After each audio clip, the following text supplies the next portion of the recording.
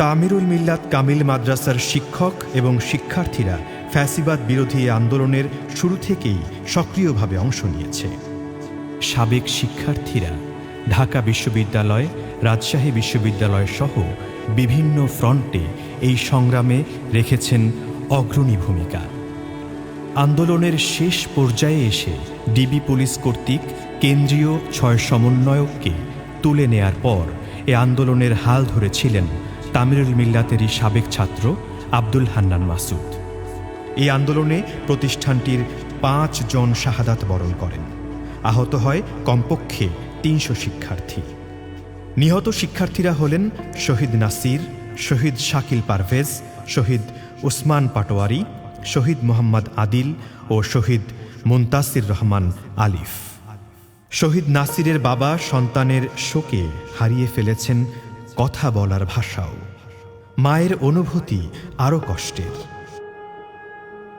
আর মাস্টারেরা খুব পরে ভালোবাসতো, কয় মা মাস্টারেরা আমার খুব ভালোবাসে, মা সবসময় মাস্টারেরা আগ্রহ দেয়, এত শুনানি হয়, কোনো সময়ের জন্য আমার সন্তান খালি হাতে বাড়িতে আসে না, প্রাইজ নিয়ে নিয়ে বাসায় আসে।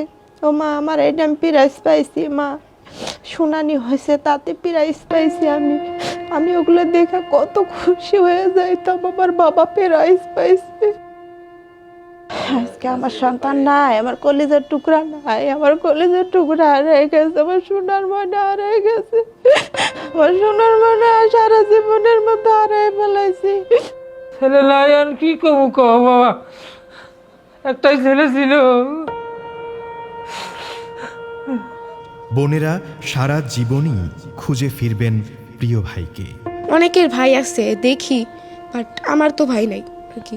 মনে করি ভাইয়া মানে অনেক আদর করতো, অনেক মিস করি ভাইয়াকে। ভাইয়ার ছবিগুলো দেখলে অনেক মনে পড়ে ভাইয়াকে। ভাইয়া যখন লাস্ট মাদ্রাসায় যাবে তখন বাসায় আসছিল, তখন আমাকে বলছিল, যাওয়ার সময় বলছিল যে আমি একটা জিনিস নিয়ে যাব। আমি বলছি কী নিয়ে যাবা? বাবা বলছে একটা জিনিস আমি নিয়ে যাবো। আমি অনেকক্ষণ খুঁজলাম, বললাম যে কী নিয়ে যাবা? তখনকার আম্মু হইতাছে বিভিন্ন ধরনের মানে ভাজাভাজি এগুলো করতেছিল, পর বলছে ওগুলো নিয়ে যাবা? ওই না, আরেকটা জিনিস নিয়ে যাব। তখন পর্যন্ত বুঝি নাই যে ভাইয়া নিজে যাওয়ার কথা বলছিল। তখন ভাইয়ার সাথে মজা করছি যে নিয়ে যাবা, যাও, পরে আবার ফেরত দিতে হবে। কিন্তু যে ও লাস্ট চলে যায় তারপরে বুঝি নেই যে সে চলে যাবে, আর কোনোদিন ফিরে আসবে না। শহীদ শাকিল পারভেজের বাবার যেন বিশ্বাসই হয় না তার ছেলে আর নেই। যখন সে আল্লাহর কাছে চলেই গেছে, তো আমার একটা আশঙ্কা, শাকিলের লাশ যেন আমার হাতে না পৌঁছা পর্যন্ত আমি মনে করব শাকিল দুনিয়াতে বেঁচে আছে। এই জাহিল জালিম সরকার অনেক ছাত্র এদেরকে তারা হত্যা করে, তাদেরকে গুম করেছে, ফুরিয়ে ফেলেছে, বিভিন্ন ধরনের তারা বিদায় করার চেষ্টা করছে। অতএব আমার শাকিলের লাশ যেন অন্তত আমি পাই। শহীদ ওসমান পাটোয়ারির ভাই বোনেরা তুলে ধরলেন একজন শহীদের অনুভূতি।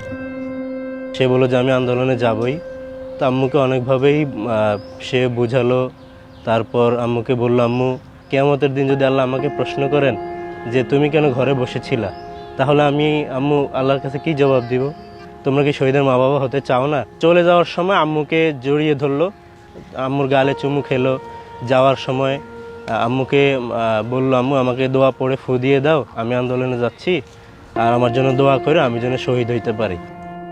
ওর সামনে গিয়ে আসলে আমার ওই মুহূর্তটায় ফিলিংসটা এমন ছিল যে আমার কি এই মুহূর্তে কাঁদা উচিত যে আমি একজন স্বজন হারাইছি, নাকি আমার এই জন্য খুশি হওয়া উচিত যে আল্লাহ তাআলা আমার পরিবারের একজনকে শহীদ হিসেবে কবুল করে নিছেন। আমি ওসমানকে দেখি, ওসমান চোখ মেলে তাকায় আছে, মানে হালকা হালকা করে চোখগুলো খোলা, মনে হয় যেন তাকায় আছে। আর বিশেষ করে বিস্ময়কর বিষয়, ওসমান এতটা স্পষ্ট করে মুচকি হেসেছিল, মানে আম্মু আমাকে বলতেছিল তোর ভাই হাসতেছে।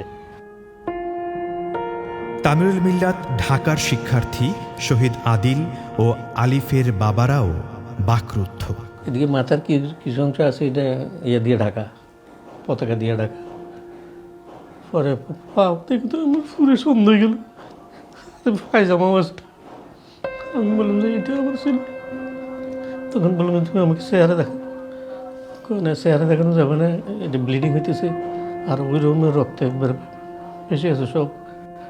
আমি আর একবার বলছিলাম আর কি, ভালো রেজাল্ট করলে তোর ইউরোপের যে কোনো কান্ট্রিতে আমার তো কোনো সমস্যা নেই, আমি ইউরোপ তো যাবো না।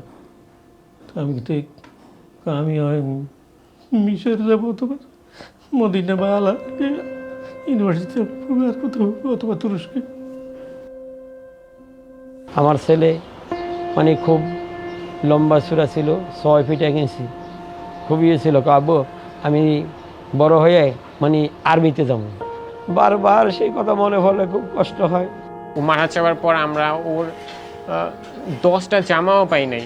10টা মানে ও আমাদের ইউজড জামা পরতো, আর এত কোনো অবজেকশন ছিল না। ও এদিক থেকে সেই মিরহাজিরবাগ যেত, যে ওর যাত্রাবাড়ি থেকে মিরহাজিরবাগের ভাড়া না হলো 20 থেকে 30 টাকা। ও এটা প্রত্যেক দিন হাইটা চাইতো, আব্বুকে বলতো না যে আব্বু আমার এক্সট্রা টাকা লাগবে বা কিছু। যে আরে আমার ছেলে গ্রিল খাইতে চাইছে, রুটি খাইতে চাইছে, আমি তারা খাওয়াইতে পারি নাই, সে সুযোগটুকু হয় না। আমি কি জানতাম? একজন বাবার কাছে এর চেয়ে কষ্টের আর কি হতে পারে? সন্তান হত্যার বিচার চান তারা। বাবার কান্দে ছেলের লাশ, বাবা এটা জীবনে ভুলার মতো না, এটা পৃথিবীতে কখনো ভুলার মতো না।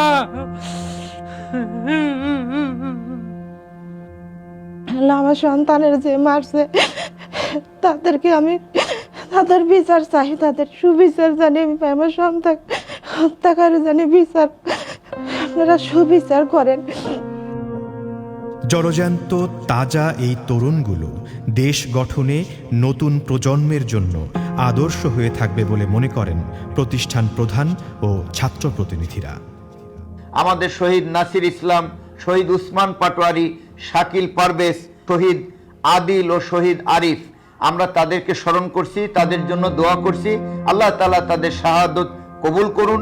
তামিলুল মিল্লাতের শিক্ষার্থীরা সব সময় যে কোনো অন্যায়ের বিপক্ষে অবস্থান নিয়ে তারা যথাযোগ্য ভূমিকা সবসময় পালন করে আসছে।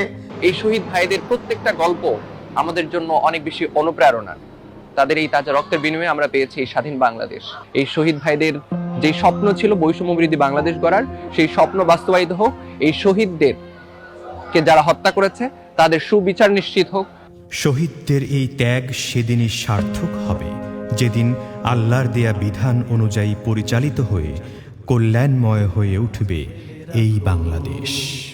শহীদ নাসির, শাকিল, উসমানের এই ক্যাম্পাস, দ্রোহের আগুনে আজ অগ্নিগিরির নিঃশ্বাস। চলো দেখে আসি আমরা অনুজে রেখে যাওয়া সেই সব।